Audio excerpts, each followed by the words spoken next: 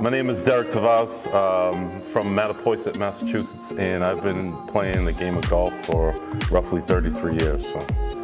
I'm Derek Fowler. I'm from Peabody, Mass. I've been playing for the last 16, 17 years. My personal favorites, TPC Boston. Obviously, I played it here a bunch of times. Great track. One of my hometown courses is Acushnet River Valley. It's an excellent course. The layout is perfect. Everybody's friendly. Isaac does a great job in there. He actually helped us out with our tournament immensely. One of the dream courses, I'd probably say the Country Club, where the U.S. Open's going to be. If we can get a chance to get out there and tear that place up, I'd love that, you know. Speak for yourself, yeah. Tearing it up.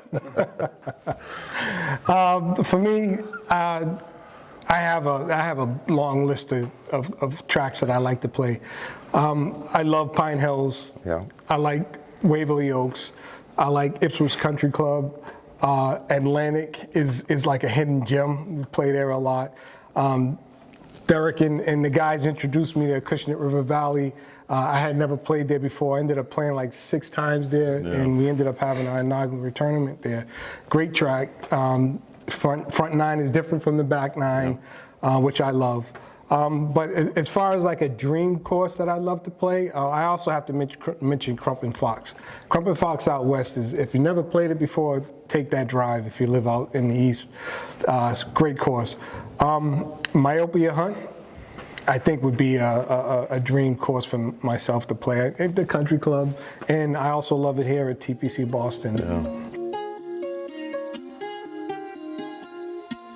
The majority of people don't realize or know that the original golf tee, the modern tee that we know and play it today, was invented by a black man, George Grant, Dr. George Grant, who was a Harvard-educated dentist. He actually played at William Devine Golf Course, as we commonly know now as Franklin Park. Also, that Sandy Burr has a deep history in being one of the first golf courses to allow black people to play and have tournaments relating to, you know, inviting black people and black players across the country to come play. So these are things that us people around the Boston area in Massachusetts, as it relates to the golf that we know, probably should, you know, become well aware of, however that happens. But it's up to us as a whole to bring that education and that history to light. So I was introduced to the game of golf by an uncle, about 17, who tried to encourage me to play golf because I'm a sports jockey. It just didn't appeal to me at the time. But later on in life, after playing a lot of years of contact sports, you know, recreational basketball was probably the last thing I played really, really hard. Injuries were coming around. I don't heal as fast as you get older. And I just wanted to gravitate to something where I could get up in the morning and not have to sit at the edge of the bed for 15 minutes. So I was introduced by 2 coworkers. You know, I asked them about the game. They said, hey, come out to play with us. We went out to Leo J. Martin over in Weston. I hacked it up. Me and a friend of mine, we hacked it up. Couldn't get off the first tee. But I got instantly hooked. From that, it's been game on, and those 2 guys, both retired from the job we work, will always go with me no matter where I go. I'll always put out an invitation to wherever it is I travel to see if they want to play. So open arms to those guys. Yeah, me as well. Is the same as like what Derek was saying. I was introduced to the game of golf by my uncle Joseph Canute and my uncle Gary Fernandez. When I was roughly around 13, 14 years old, they played a ton of golf. They traveled around the state, played, and they brought myself and my cousin in, taught us, gave us some clubs, and then just like Derek said, the game is addictive, and I just stuck with it, you know.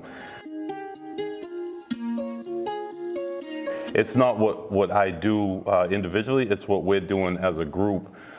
We started this organization, Birdies for a Change, to get inner city kids involved, kids that actually don't have access to the game, to teach them, the whole game, everything about it.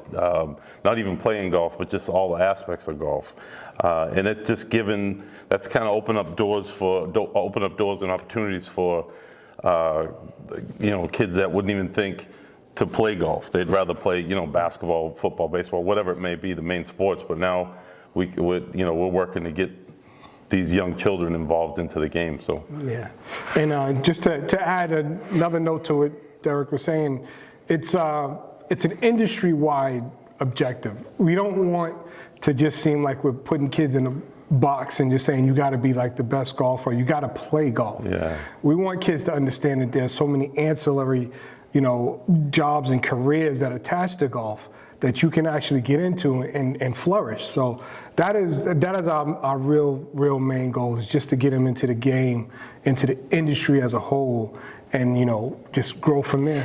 Yeah.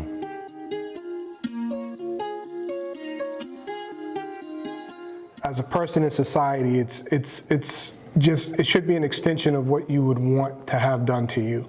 The game is a game. It's always, from its inception, been kind of an exclusive game, a realm of exclusivity. But it has a lot of members that are very, very welcoming. It's just up to them to kind of say something, spread that welcome that they have, and just reach out to people that would be a good fit for, maybe it's a club, maybe it's a golf club or a golf course or a membership. Just reach out to them and ask them and invite them out to play with you. I mean, the more times we're invited to places to play, or people of color are on the course, the more people get used to seeing us there, and you won't have to worry about the looks, the stares, or the talk. Yeah. I would say, just to key off of what Derek is saying, I would say for courses, clubhouses, open up to diversity, right? Maybe be more inclusive, promote different events, whether it's Black History Month, do some promotions around the clubhouse so it gets awareness, right?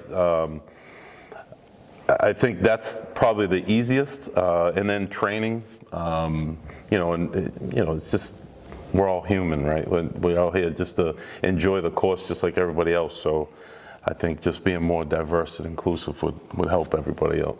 Yeah, and I'd also add that, if like you said, if there's some events that the clubs are having, or even, golf associations are having, just reach out to those grassroots community organizations like ours, and just see if there's a chance that, we'd be, want to come and join you at those events.